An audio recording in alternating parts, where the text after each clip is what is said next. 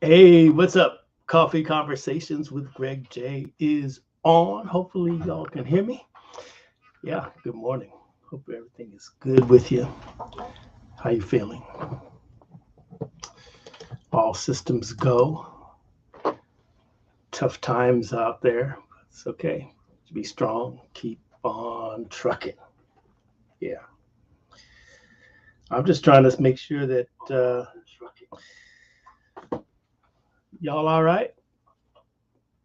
Montgomery Brawl taking over our social media platforms. I'm seeing on the news that they have 3 in custody as of this particular broadcast. Got a lot of attention, didn't it? The community is really standing up and talking about this incident down in Montgomery. In case you are not aware, go see why that is. But riverboat, down in Montgomery, Alabama. People park their paddle boat or whatever in a pontoon boat in the parking space that was reserved for the city's riverboat. Guard went down to ask them to remove the boat so that the riverboat could park. It turned into a brawl that was divided along racial lines. Mainstream media says there's no evidence quite yet, even though it appears to be. But we know what it is when we look at the video.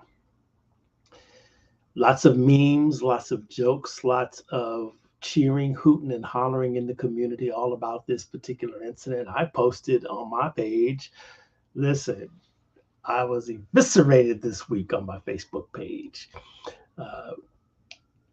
When I watched the video, just let me explain myself. When I watched the video for the first time, man, I was really enthralled. I only had one view of the video, and I watched it, and it's been very, very busy, so I wasn't looking to watch all of the different clips. But the first one that I received, I watched it. And I saw the brother jump into the water, man, and my soul and my heart was like, oh, I'm with him. And, he made it to the dock. He pulled himself out of the water, but it looked like he didn't do anything, and that's all I watched. Then, of course, I saw subsequent videos, and that's what I posted. I posted that in my thing, but I thought it was valiant. I wasn't really putting the young man down or anything like that. I was just like, with all of my heart and being, I was in it, watching him swim across. And then it was like, so I posted. Maybe I shouldn't have said it the way that I did, but I said what I said. I said that he didn't do anything there. Actually, there's a clip out there from Ricky Smiley, his reaction. He saw the same thing. He said the same thing. So we didn't have enough information. But then I saw it after I watched Roland Martin. Thank you so much to Roland Martin for his show, and thank you for stitching together the various views of the brawl so that I could see it in context. Because honestly, folks, I just didn't have time to be looking at all of the other videos. But after I did, I was like, oh, wow, okay, I see it. And I posted that. Okay, I see it. But people focused on Greg J because they thought I was putting down the young man. They thought I was dissing him. Somebody called me a crab in the barrel. Some other person said they was going to unfriend me. I'm like, okay, it's all good. But deeper than my mistake, and I went on. I did not delete the post because I was manning up to my mistake. So if somebody said delete it, well, no, because the next post I'm saying, oh, okay, I see it, I was wrong. Yeah, so that's it. I have since deleted the post because now the Johnny come latelys are trying to come for me and everything, and been some pretty nasty remarks in my inbox. and even in the thread, and you know where I be. I'm not scared. So, having said that, I keep trying to inspire and inform my communities, as I have been doing for generations. So, if you question my loyalty, check again. Um, but I do think on a deeper level, we are living in such a time of cultural revolution. The community is really, you know, beginning to be uneasy, even more uneasy about the things that are happening in our country. There's an anti-black sentiment that's palpable. I don't care if you try to live a life where you ignored that or anything. It is very, very palpable. Um, what we witnessed with the Montgomery Brawl was at a raw RAW emotion that manifests as we see this divide increasing in America. This anti-blackness that was raw. Folks was angry, so they took to fisticuffs. But it was fisticuffs in defense of themselves because folks jumped on the brother. It looked like 5-on-1, didn't it? Hmm. But it is serious, the back analysis, because now we want to wait and see how will the system react.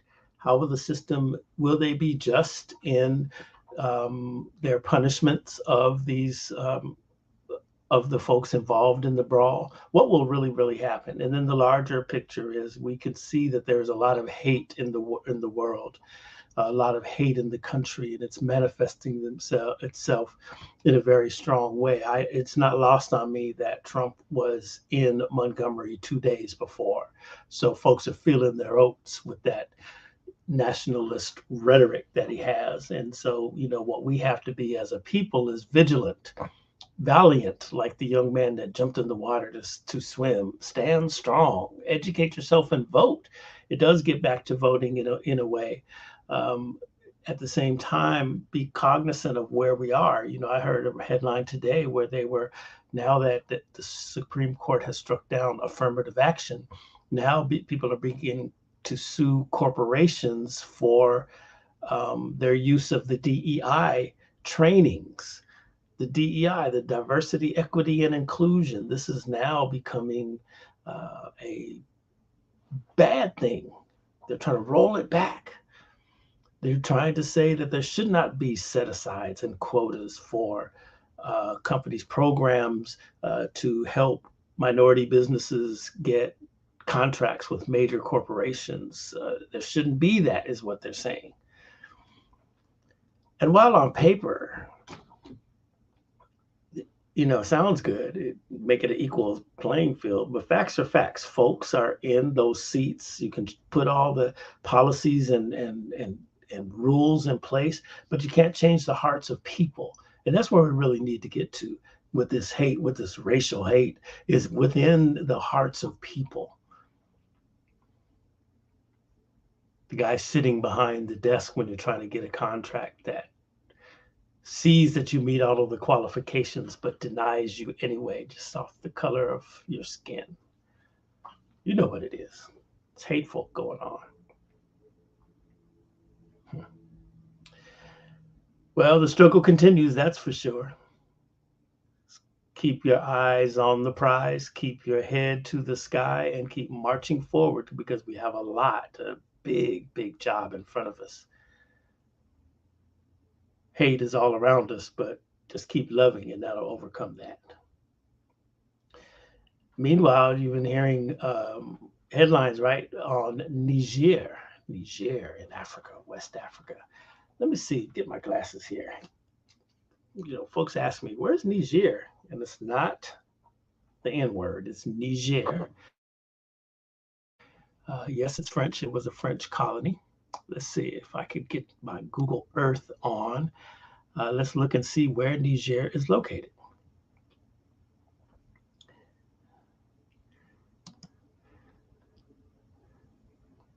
Hold on. Yeah, we'll share this screen right here. And we will look and see where Niger is. Hopefully y'all can see that. Oh, I was trying to get fancy. There it is. There it is.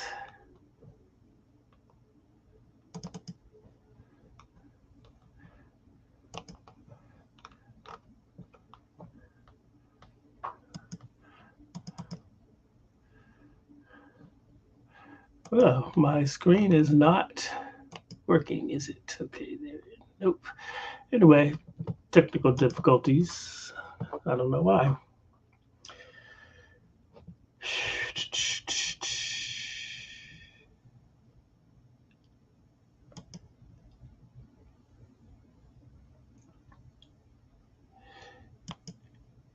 It is not happening. Wow, StreamYard, thank you so much for that.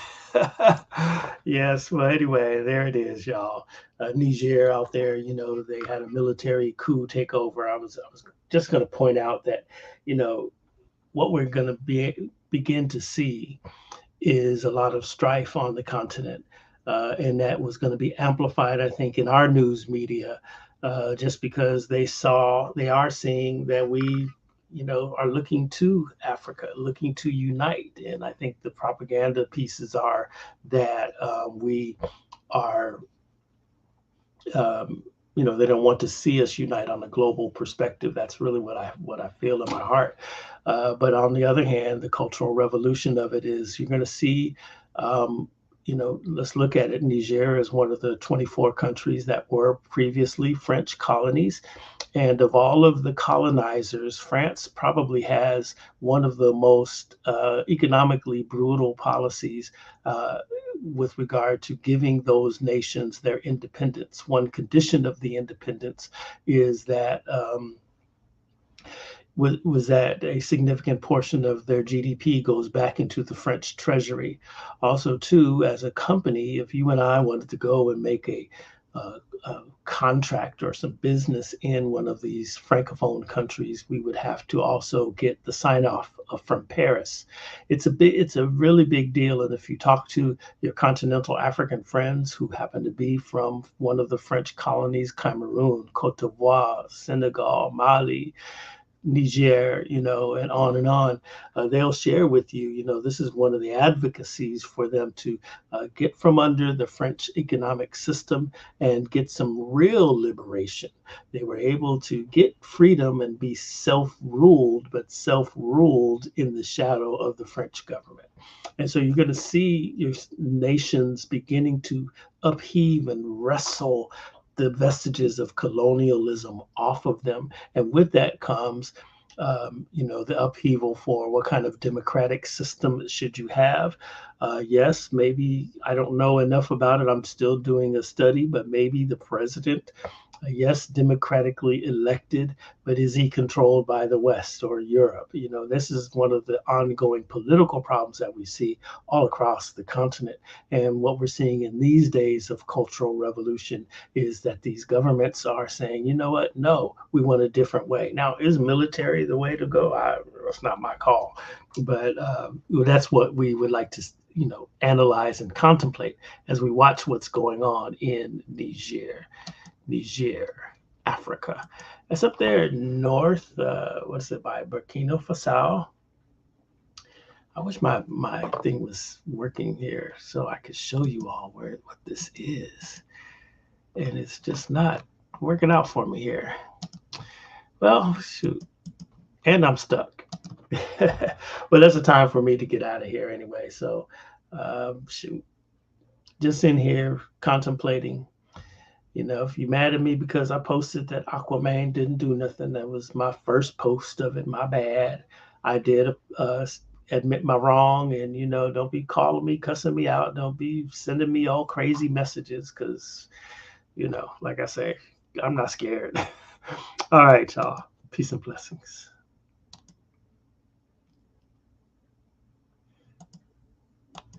Yeah.